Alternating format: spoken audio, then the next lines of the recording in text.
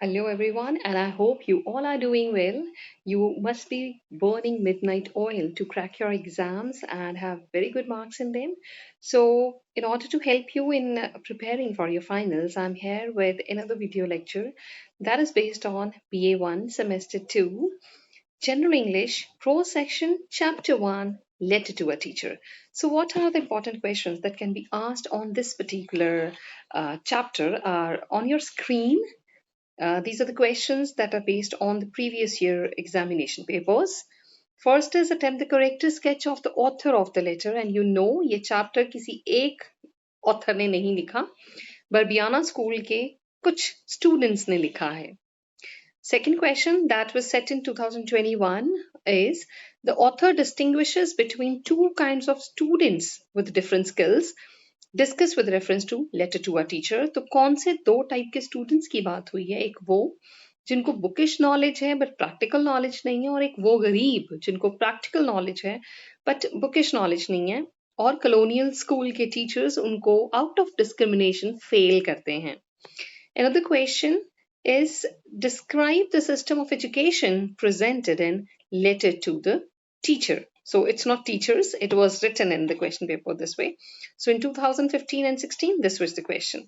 So I have tried to sum up all the answers in one particular comprehensive answer कि अगर आप ज़्यादा learn नहीं कर सकते, आप ये एक आंसर learn कर लोगे, you will be able to handle reference to the context section. आपको प्रो सेक्शन में से रेफरेंस टू द कॉन्टेक्स्ट भी आना है, which is going to be your first question.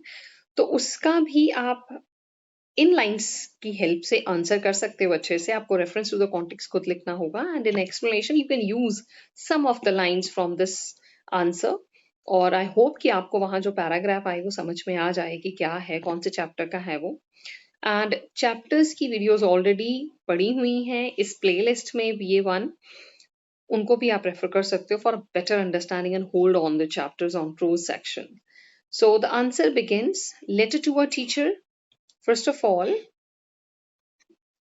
so letter to a teacher has been written by 8 students of Barbiana School. So Barbiana School के 8 students, Barbiana School Italy के 8 students ने ये लिखा है.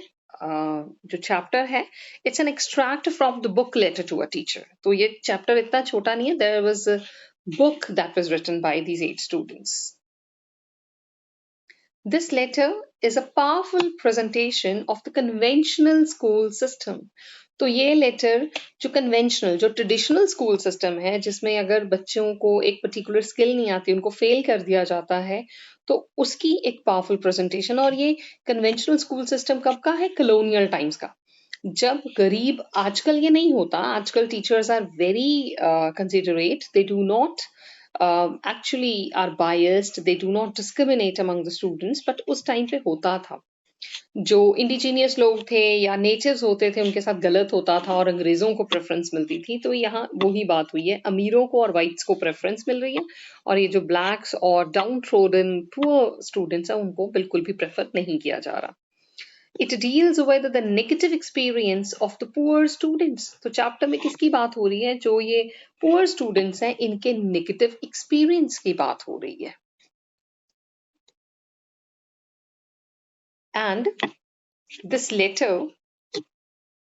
letter is addressed to an imaginary elementary school teacher. तो particular किसी एक teacher का नाम नहीं लिया हुआ, उन बच्चों ने अपने एक्सपीरियंसेस के साथ एक अवेयरनेस फैलाने की कोशिश की है. So this is addressed to some imaginary teacher who ill-treated the poor students and forced them to leave school. कोई स्कूल में क्यों जाता है? पढ़ने के लिए जाता है, लेकिन अगर आपको डिस्करेज किया जाएगा, अगर आपके साथ अच्छा ट्रीटमेंट नहीं किया आपको दिया जाएगा, तो what will happen? You will not grow. You will be discouraged. आप स्कूल को छोड़ दोगे.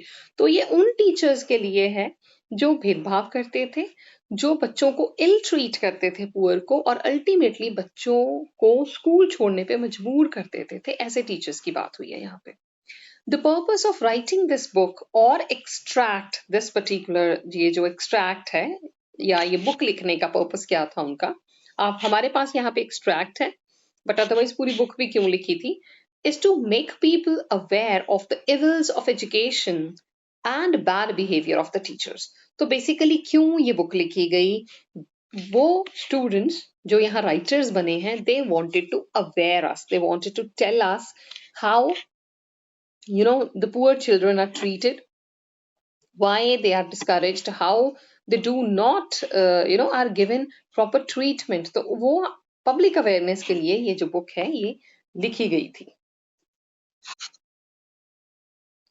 द ऑथर्स, क्योंकि एक ऑथर नहीं है, 8 स्टूडेंट्स ने लिखा है। The authors bitterly criticise the education system of that time और ऑफ दोज टाइम्स। तो ऑफ दैट टाइम और ऑफ दोज टाइम्स आप कुछ भी लिख सकते हैं यहाँ पे। तो बहुत ही बिटर क्रिटिसिज्म है, गलत ठहरा रहे हैं वो उस एजुकेशन सिस्टम को जिसमें बच्चों को फेल किया जाता है, बच्चों के साथ डिस्क्रिमिनेशन होती है, उनको इनकरेज नहीं किया जाता। In those times, poor students faced discrimination। तो ऐसे समय की बात हो रही है जब गरीब बच्चों के साथ डिस्क्रिमिनेशन होता था। They were discouraged, उनके हौसले तोड़े जाते थे। And ill treated, they were discouraged and were ill treated। तो उनको डिस्करेज किया जाता था और उनके साथ बुरा व्यवहार किया जाता था। The teacher never helped them when they used to make mistakes। तो जब वो मिस्टेक्स करते थे, टीचर्स उनको कभी भी हेल्प नहीं करते थे। Teachers never use to be very considerate about them. तो टीचर्स उनको बिल्कुल भी बताते नहीं थे कि वो गलत कर रहे हैं। They never used to help them anyhow। They failed them and sent them back home। उनको फेल कर दिया जाता था और उनके फेल होने की वजह से उनके पास अच्छी जॉब्स करने की अपॉर्चुनिटीज खत्म हो जाती थी, उनको उनके पास करने को सिर्फ लेबर रह जाती थी।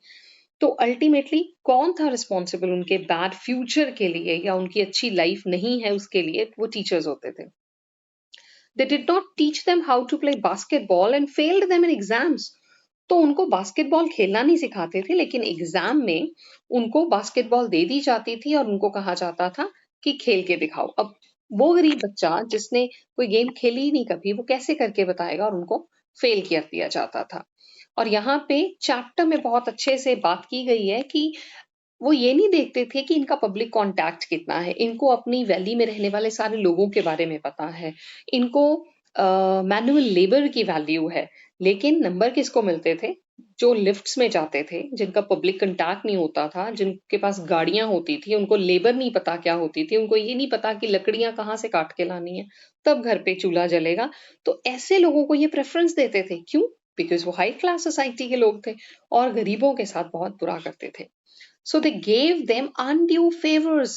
So they gave undue favors to the rich students and passed them in every exam। अब वो अमीर थे, उनको कोई पास करने की जरूरत ही नहीं होती थी, उनको सिर्फ ये सोच के कि दे आर रिच, उनको पास कर दिया जाता था।